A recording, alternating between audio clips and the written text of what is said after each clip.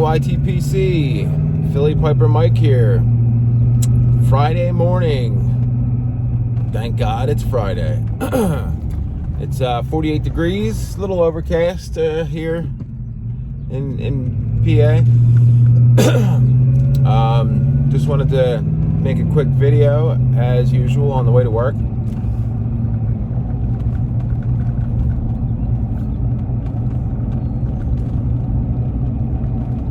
Today I am smoking my newly acquired Radice. It's the Shape 55 billiard that I got from my buddy Steve. Man, I can't stress enough how much I just love this pipe. The shape of it, the how deep the bowl is, the thickness of the walls of that bowl. I mean, that's a beefy bowl. You never feel any kind of heat. It's just a great it's a great pipe. And in it, the topic of today, I'm smoking Sutliff 507C Virginia. It is easily right up there in my top Virginias. It is a bulk blend, which I think gets overlooked.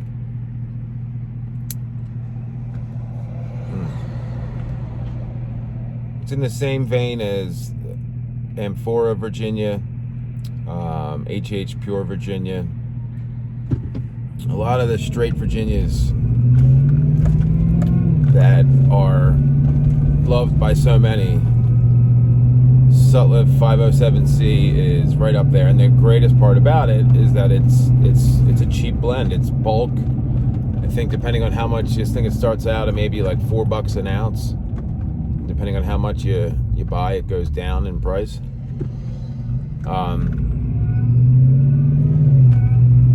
And as good as it is fresh, it is amazing with some age on it. I just unfortunately finished excuse me, a jar that I had that was from 2018. God, can't get my throat clear.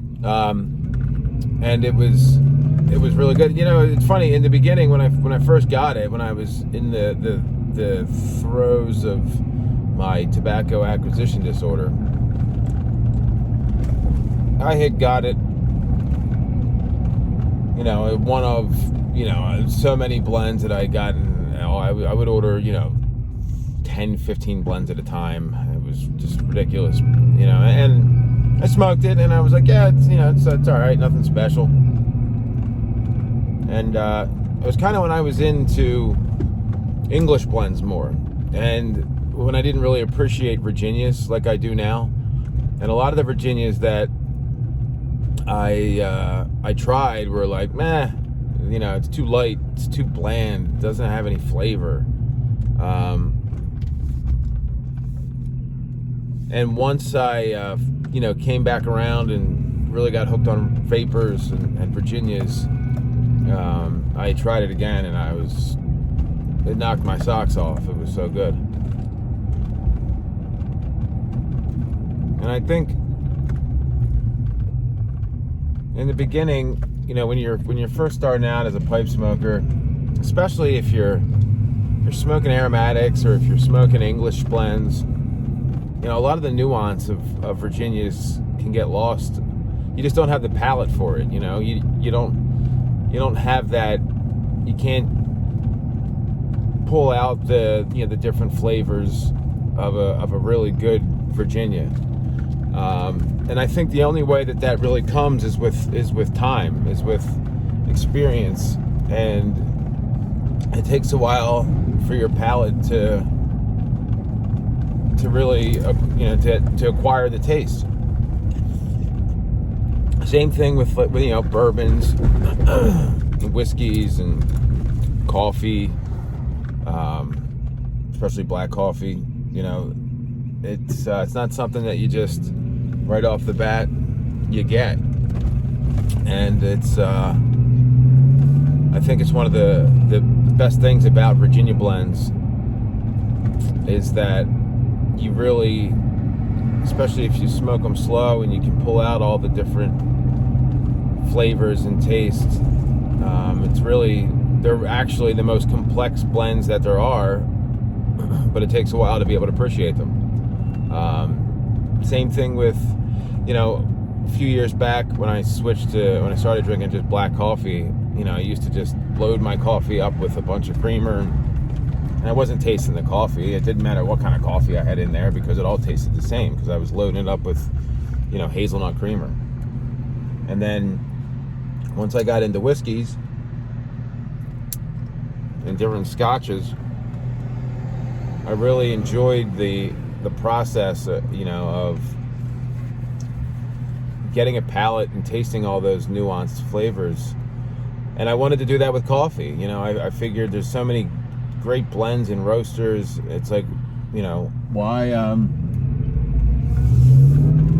not get to enjoy that on a different level? And the only way to really do that is to drink coffee black, because anytime you put sugar or any kind of, you know, milk or anything in there, it changes the complexity of the coffee, and the flavors go right out the window. So, you know, it took a week or so. You know, I'm not gonna lie. In the beginning, the first few days at least, maybe the first week, you're like, oh, this is bitter and it tastes like crap, and then eventually your palate builds and you appreciate it. Now, if I drink a cup of coffee with sugar or creamer in it, I'm like, oh, it's so sweet. It's all I taste, and it's made me appreciate the flavors of different coffees, different blend types, you know, different origins, stuff like that, which I never would have appreciated had I just kept going the way I drank coffee for 20 years, just loading it up with creamer and sugar and, you know, drinking it. But anyway, getting back to the topic. If you guys haven't had or haven't tried Sutliff 507C, I would highly recommend it. And what I would do, you know, is order, you know, several ounces, put a few ounces away, and just put it in the back of your cellar. Give it a couple years. You know, you can smoke it fresh because it's amazing, but once it gets some age on it, it really turns into a whole different animal. As with any Virginia, I've yet to come across a Virginia that doesn't age amazingly. And that's the other thing that I feel is better about, I don't know, you know, English blends, I'm sure, you know, there's a Virginia component in there and they age somewhat, but I've never smoked an English blend that really, personally, I had a lot of difference between, you know, a fresh tin and a tin that was years old. So, you know, I'm sure there's it's a little bit more rounded, a little smoother, but you know, aromatics don't benefit at all from aging. If anything, it's a negative. It loses some of the topping and the flavor. But the best thing about Virginia is, you know, you get to stash it away and and try it a few years later, or even 6 months. Sometimes you get a blend and you don't like it, you put it away and you sit on it for a few months and you try it again, and oh yeah, maybe there's something to this I like, you know. So it's the beauty of smoking Virginias.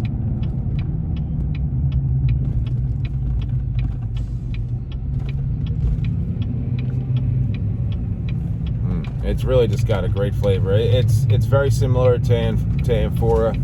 It's in that same flavor profile. You know, my favorite Virginias, just off the top of my head, Amphora, HH Pure Virginia, Sutliff 507C, Dunhill Flake, Hamburg Veermaster, Orlik Golden Slice, which is technically a vapor. those are like my my top 5. Dark Flake, which I really love as well. I mean, there's so many good Virginia blends, but if for the 2 that I would say, 2 or 3, if you're gonna try Virginia blends, especially because the price is Amphora. You can get a pouch of that for $7-8, I think. They just had them on sale on smoking pipes. I think they were like $5 a pouch. And Sutliff 507C because you can get it in bulk.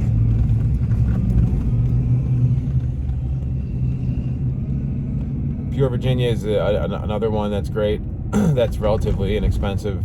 And what I love about that, Pure Virginia, you can get a 1 pound box. It comes in like the long slices, which is it's just, the presentation's amazing. It comes in a nice box with it wrapped in a big gold wrapper. And what I do is I just take them and put them in like the 16-ounce jars, full of flakes. You can fit a pound in one of those jars pretty easily, and then you just put it away. I'm smoking the Pure Virginia that I smoke now, that I cracked, is from 2018, so it's got 3 years age on it, and it's makes a big difference. So let me know what your thoughts are, guys, if you've had Sutliff 507C.